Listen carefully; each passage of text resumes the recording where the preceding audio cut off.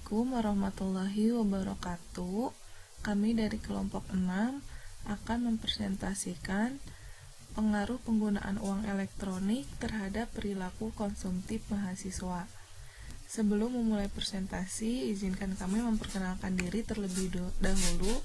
Perkenalkan, nama saya Isti Unitasari dan ada rekan saya yang pertama Tia Fahita, Vivi Andriatiningsih, Aliza Septiani, dan Mahdia Karimah.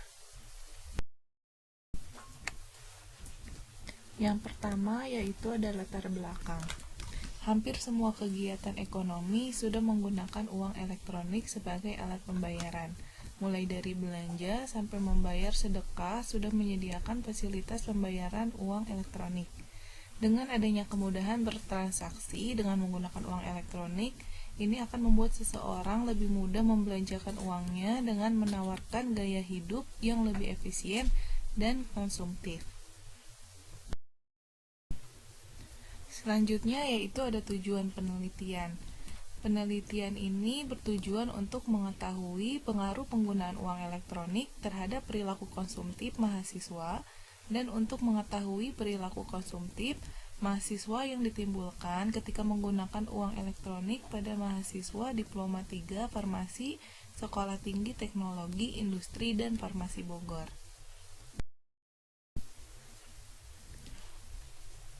Untuk metode penelitiannya, penelitian ini menggunakan pendekatan kuantitatif dengan metode survei. Populasi penelitian ini adalah semua mahasiswa Diploma 3 Farmasi Sekolah Tinggi Teknologi Industri dan Farmasi Bogor. Dan sampel pada penelitian ini adalah mahasiswa Diploma D3 Farmasi Sekolah Tinggi Teknologi Industri dan Farmasi Bogor angkatan 2019 dengan jumlah 34 mahasiswa. Pengambilan sampel menggunakan teknik purposive sampling. Untuk selanjutnya yaitu penilaian responden berdasarkan jenis kelamin. Dari data di atas didapatkan hasil presentasi untuk perempuan sebesar 26,5% dan untuk laki-laki sebesar 73,5%. Ini dikarenakan perempuan lebih sering menggunakan uang elektronik karena lebih praktis dan efisien dibandingkan laki-laki jika dilihat dari presentasinya. Untuk selanjutnya yaitu penilaian responden berdasarkan penggunaan uang elektronik. Dari hasil presentasi yang didapatkan sebesar 91,2%. Mahasiswa Sekolah Tinggi Teknologi Industri Farmasi Bogor menggunakan uang elektronik dan sisanya sebanyak 8,8% mahasiswa Sekolah Tinggi Teknologi Industri Farmasi Bogor tidak menggunakan uang elektronik. Selanjutnya yaitu penilaian berdasarkan jenis uang elektronik yang sering digunakan. Dari hasil presentasi yang didapat, penggunaan uang elektronik yang paling sering digunakan mahasiswa Sekolah Tinggi Teknologi Industri Farmasi Bogor adalah ShopeePay dengan presentasi 50%. Dan untuk yang paling jarang digunakan oleh mahasiswa Sekolah Tinggi Teknologi Industri Farmasi Bogor adalah OVO dengan presentasi 8,8%. Penilaian berdasarkan seberapa seringkah menggunakan dalam sebulan. Dari hasil presentasi yang didapat, seberapa sering penggunaan uang elektronik dalam sebulan mahasiswa Sekolah Tinggi Teknologi Industri Farmasi Bogor adalah 1-3 kali dalam sebulan dengan presentasi 29,4%. Selanjutnya yaitu ada uji validitas penggunaan uang elektronik dan perilaku konsumtif. Dari 29 pertanyaan yang diajukan kepada mahasiswa Sekolah Tinggi Teknologi Industri Bogor, ada satu pertanyaan yang tidak valid, yaitu pertanyaan nomor 12. Sehingga pertanyaan yang valid hanya berjumlah 28 pertanyaan. Untuk selanjutnya yaitu uji reliabilitas penggunaan uang elektronik dan perilaku konsumtif. Berdasarkan tabel di atas, dapat disimpulkan bahwa 29 pertanyaan dinyatakan valid atau reliable karena Cronbach alpha yang dihasilkan melebihi batas nilai alpha yaitu 0,05.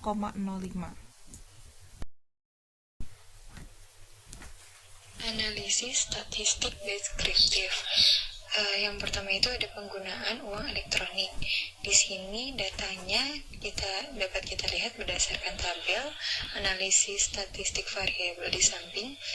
Dapat diketahui bahwa dari 34 responden diperoleh skor minimum sebesar 43, maksimum sebesar 75, modus sebesar 60, dengan skor rata-rata sebesar 58,12 dan standar deviasi sebesar 7,869.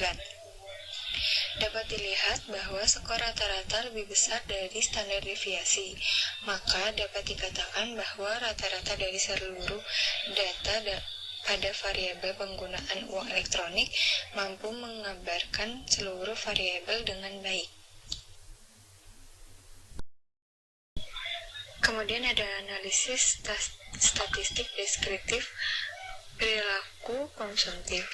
Berdasarkan tabel analisis statistik variabel di samping, dapat diketahui bahwa dari 34 responden diperoleh skor minimum sebesar 21,00, skor maksimum sebesar 66,00, modus sebesar 31,00 dengan skor rata-rata sebesar 38,8235 dan standar deviasi sebesar 11,60321. Dapat dilihat bahwa skor rata-rata lebih besar daripada standar deviasi, maka dapat dikatakan bahwa rata-rata dari seluruh data variabel penggunaan uang elektronik mampu menggambarkan seluruh variabel dengan baik. Uji normalitas. Berdasarkan tabel yang tertera di samping, dapat dilihat bahwa nilai signifikansi menunjukkan angka 0,095 atau dapat dikatakan lebih besar daripada nilai alfa yaitu 0,05. Maka dapat disimpulkan bahwa data penggunaan uang elektronik dan perilaku konsumtif berdistribusi normal. Kemudian ada uji heteroskedasitas. Berdasarkan tabel yang tertera di samping, nilai sig dari mudah dipelajari dengan nilai 0,099, nilai sig dari fleksibel 0,012, nilai sig dari dapat mengontrol pekerjaan 0,333, dan nilai sig dari mudah digunakan adalah 0,135. Dari hasil yang telah disebutkan, maka dapat disimpulkan tidak terjadi heteroskedasitas. Selanjutnya ada uji korelitas. Di sini dikatakan jika nilai toleransi lebih besar daripada 0,1 atau jika nilai V lebih kecil daripada 10, maka dinyatakan tidak terjadi kolineritas. Di sini nilai V mudah dipelajari yaitu 2,937, nilai V fleksibilitas 2,883, nilai V dapat mengontrol pekerjaan 2,191, dan nilai V dari mudah digunakan yaitu 2,737. Maka dapat dikatakan data tersebut tidak terjadi kolineritas. Kemudian ada analisis regresi linear berganda. Terdapat dua uji, yaitu uji T dan uji F. Dari tabel yang telah ditampilkan, dapat disimpulkan bahwa dari data tabel di atas, bahwa data yang terdapat pengaruh hanya variabel fleksibel dengan nilai 0,012, sedangkan nilai variabel lainnya tidak terdapat pengaruh.